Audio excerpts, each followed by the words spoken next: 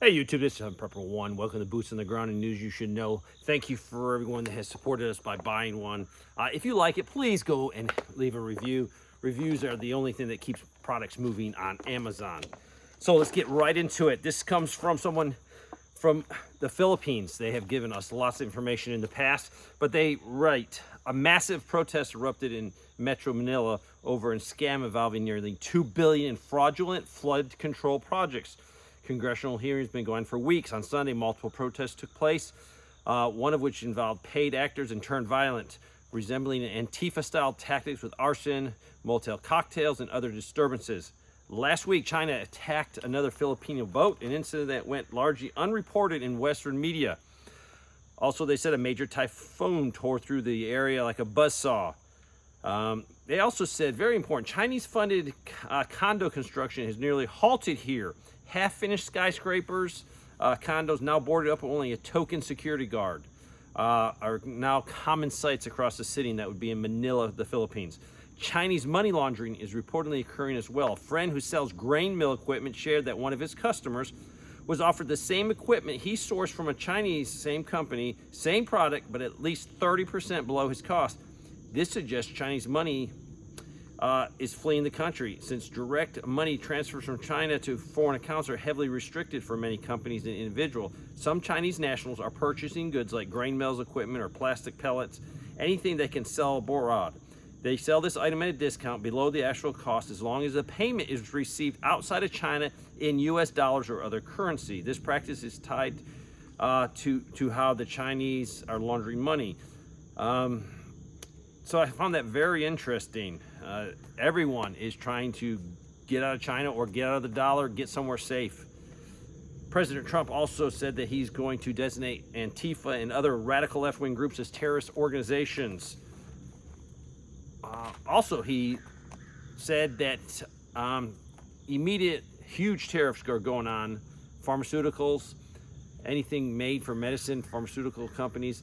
So there'll be big tariffs on this if you import it in. Now, if you're already building a plant inside the United States, you're going to not have this hit you. So he's trying to bring medical, pharmaceutical grade pills back to the United States. I guess back isn't a word because they've never really been here. He also announced additional tariffs on kitchen cabinets, bathroom vanities, upholstered furniture. So these things are going to definitely reach their way into our pockets. Also, California has a $2.2 billion project that's been going on for many years. Construction began in 2010. It was completed in 2014, and now it's set to close in 2026. Basically, what this is that it's a solar power plant, which features three 459-foot towers and thousands of computer-controlled mirrors. They were to generate power with these. It has not worked that well, so they're going to close it down. Spirit Airlines, they're going to lay off about 1,800 flight attendants. And basically, they're just cash strapped because people are not purchasing tickets. They're also closing some of their routes, ending service in Albuquerque, New Mexico, Birmingham, Alabama, Boise, Idaho, Chattanooga, Tennessee, Columbia, South Carolina, and other places. So definitely will affect people. People are really hurting. I'm getting a lot of people just telling me, hey, it's hard for me to get by.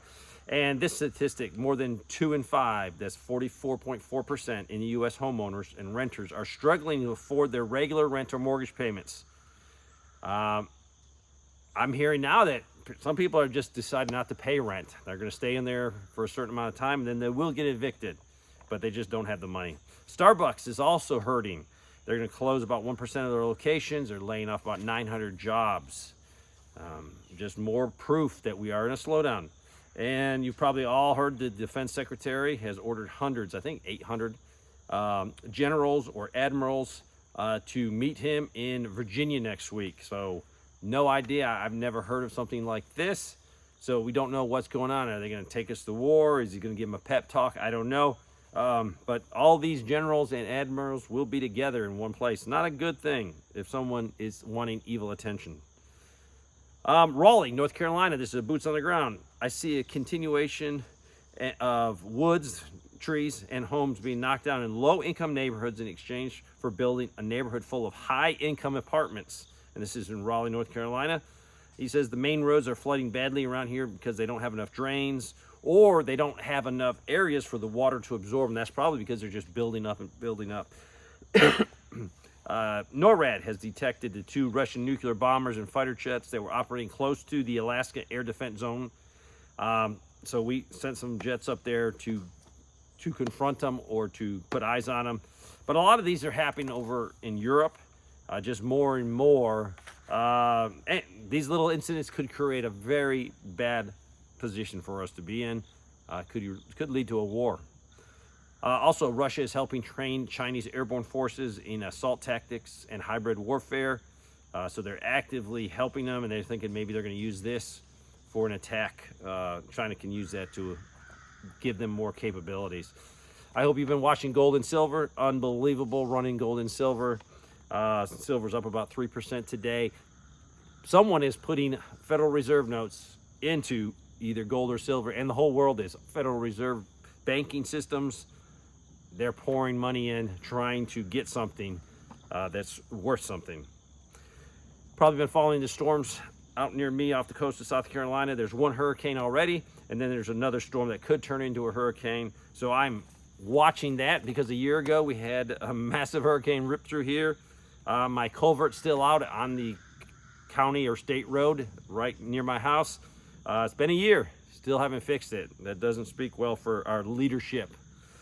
So I'm praying that this storm does not come close to me. People are saying one of them could go out to sea. Maybe it'll pull the other one out, or one will go out to sea and the other one will come right over South Carolina, come over my house. And that will definitely give us a lot of rain and some wind, and we don't need that. So I hope you keep continuing to prep. There is so much negativity in the news. You need to, yes, figure out what's going on, concentrate on that, have a game plan, but then you need to push it to the back of your mind and live your life. Enjoy your family, enjoy your friends. So keep prepping, but you need to live your life. I do not want people to have mental issues because it can be very depressing. Thanks for watching.